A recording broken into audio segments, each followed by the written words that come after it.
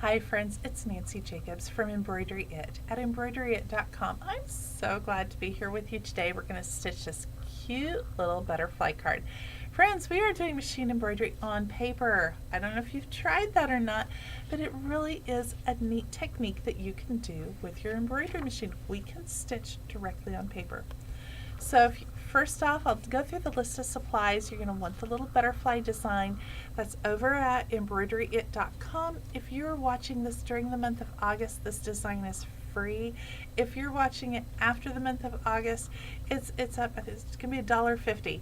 So it'll be very inexpensive, and there'll be something else next month and the following month. So if you miss it during August, there's something else there for you. So first you want the design. The second thing you're going to need is some cardstock. And what I use here is, this is Reflections cardstock that I purchased at Michael's. It does not list the weight of it, but really that doesn't seem to matter here. I will tell you, I'm working on next month's cards, and I've used this cardstock. It says it's 110 pound, and that's a heavier cardstock than the one we're using today. That needle goes through it like butter. Doesn't seem to matter. So don't get too hung up on the weight of the cardstock is what I'm getting at. The next thing you're going to want is stabilizer. Okay, friends, I know in the directions I say to use a cutaway stabilizer, but guys, this is your chance. Use that junk stabilizer that you don't like. If you've purchased stabilizer for a project and you've not been happy with it, this is the project to use it on. I don't care if you're using cutaway, tear away, wash away, it doesn't matter. At the end of the project, we're going to cut it away anyway because we don't want to risk tearing our paper. So use whatever stabilizer you want, and because all we need is just to attach the cardstock to the embroidery hoop. That's all we're needing, so it doesn't matter. All right, for a needle, you want to use a 7511 embroidery needle. You don't want to use anything larger than that because this is poking holes into the paper, so we don't want to risk shredding the paper, so we want to use that smaller size needle. If you have an old needle that, and I'm not talking something that's bent or something that's burred, those, get rid of those. But if you've been stitching for a while and you're thinking, I probably should change out my needle, but this one still has some life to it, that's the needle you want to use on this project. You don't need to use a brand new embroidery needle to be stitching on paper. The next thing you're going to want is some sort of decorative paper for the inside. Oh, I'm going to sneeze here. Excuse me.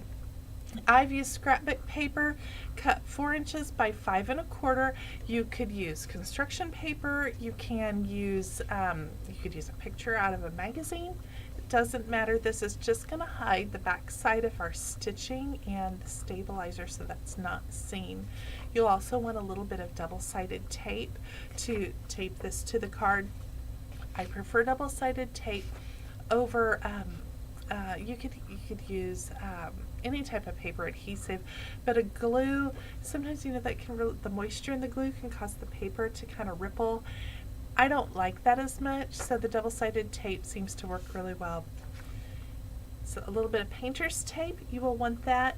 You'll probably want an envelope, and my envelope has disappeared, but the envelope that fits the butterfly card is a size A2 envelope. It's also called a 5 1/2 inch envelope, and that fits your card perfectly.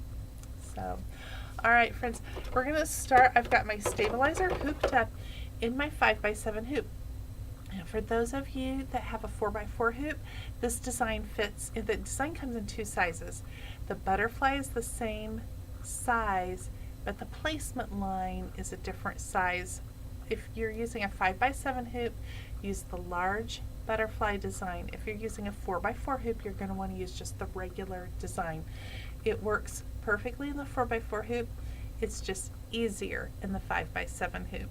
So you've got your 5x7 hoop. I'm going to put it on the machine, and the first thing that it's going to stitch is our placement line. So I actually have the first color of the butterfly loaded up into the machine, and what you're going to see it stitching now is the placement line.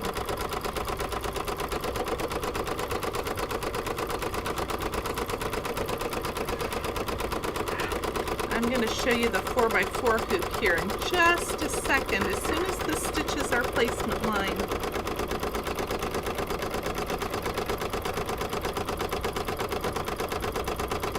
Alrighty.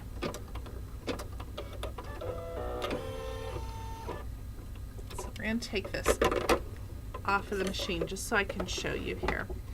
Okay, here's the placement line, and what you're going to see is that the front of the card will fit perfectly in the stitching line, and then you want to use just a little bit of painter's tape to tape it in place.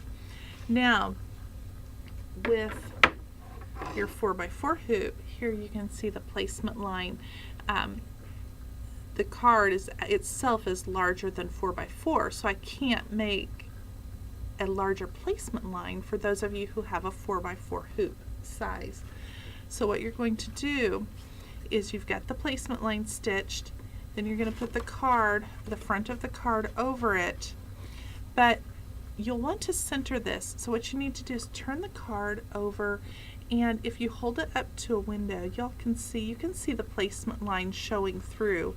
You need to adjust the card a little bit so that it's centered, and then once you've got the card in place, you'll want to put a little bit of painter's tape at the top so that there's no shifting. The reason why I find it just a little bit more difficult with the 4x4 hoop is because sometimes I kind of have to tuck the corners under the hoop just a little bit to get it to fit in here nicely. So if you're using the 4x4 hoop, just take your time, get it positioned correctly, and then a little painter's tape. Let's go back to our 5x7 hoop, and I'll take my card, take the front of the card, put it right there, smack dab in the placement line. It fits there perfectly. Get just a little painter's tape. The painter's tape will not tear your cardstock, but that will keep the paper from shifting. And we'll put it back on the machine here.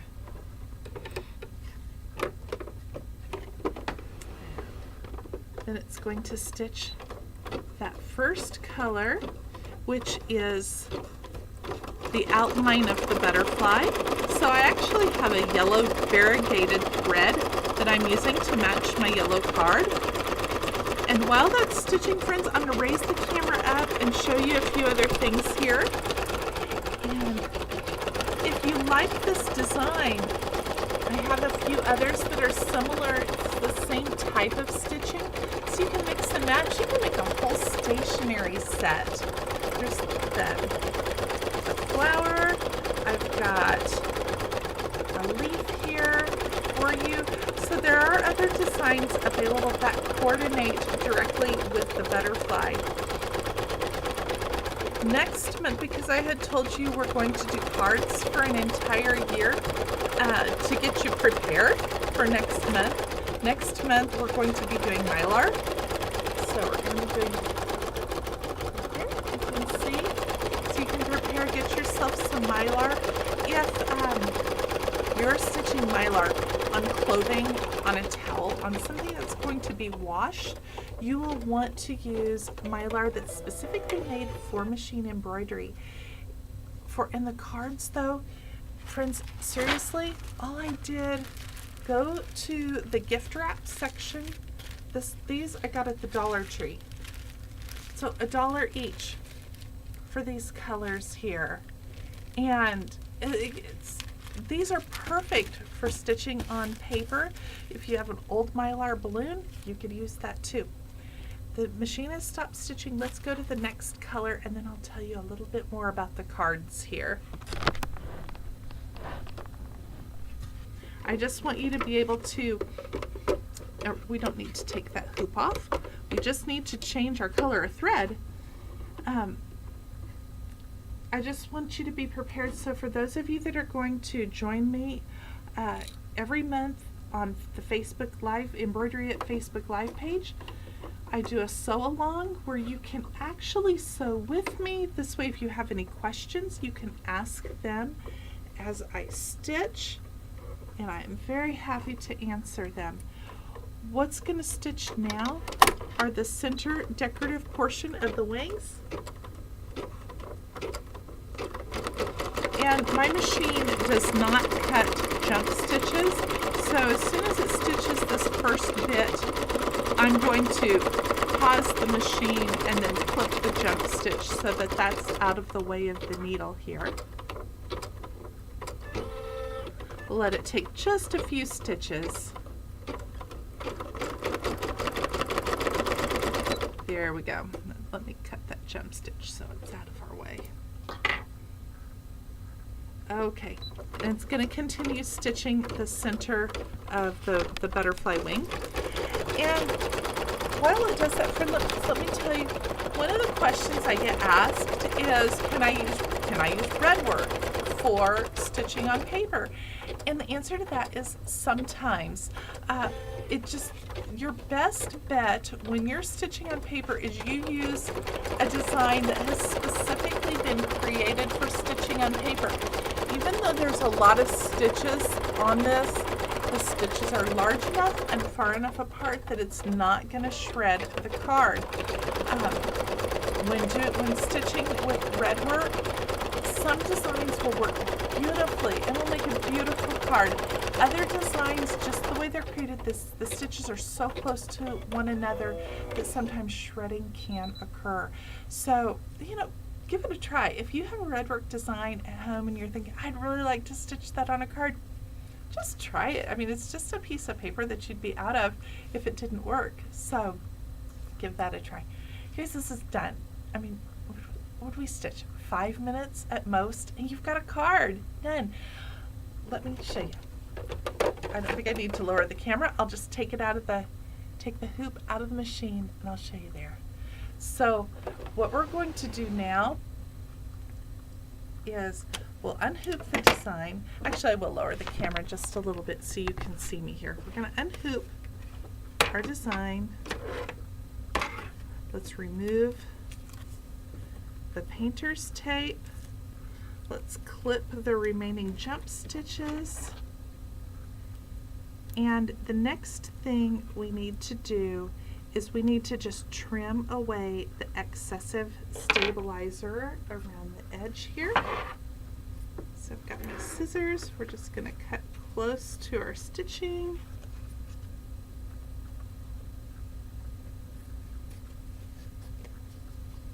And I'll show you in just a second what that's going to look like here.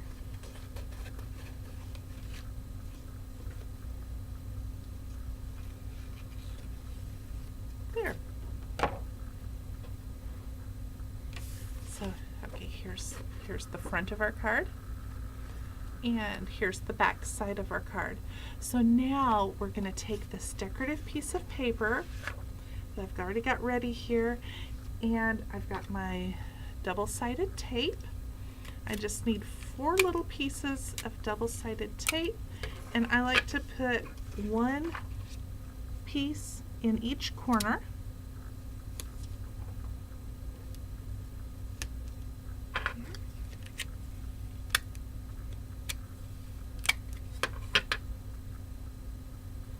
There we go. And we're just going to we're going to cover up that stabilizer and the back of our stitching so that it's not noticed. So here's what it looks like now. So there's the front. And the last thing I'm going to do, I used to do a lot of scrapbooking. I've got rubber stamps, I've got a stamp pad. I'm going to ink up my stamp. It says, have a great day. And there we go. Yes, you don't have to do this. You could leave the cards blank if you want, or you could write your own sentiment in as well. But so quick and easy. And now I have cards ready to go. I've got a stationery set ready to go, and I can mix and match this. Here's another butterfly. See, I've got them in all different colors, and I can mix and match it with a flower or the leaf or any of the other designs. And that is how quick and easy it is to stitch on paper. So next month, like I said, we're going to do the Mylar. Each month the technique will be a little bit different. So even though it's all going to be cards, there will be different techniques each month. So I hope you join me then, or join me. It's almost always the second Tuesday of the month at 2 p.m. Eastern on the Embroidery It Facebook page. Head over to embroideryit.com. Sign up for the newsletter. You guys will be notified of everything that's happening at Embroidery It. That way you'll get links to the designs. You won't miss out on a single thing that's going on over there. So thank you for joining me today. I appreciate you watching, and I will see you soon. Take care. Bye-bye now.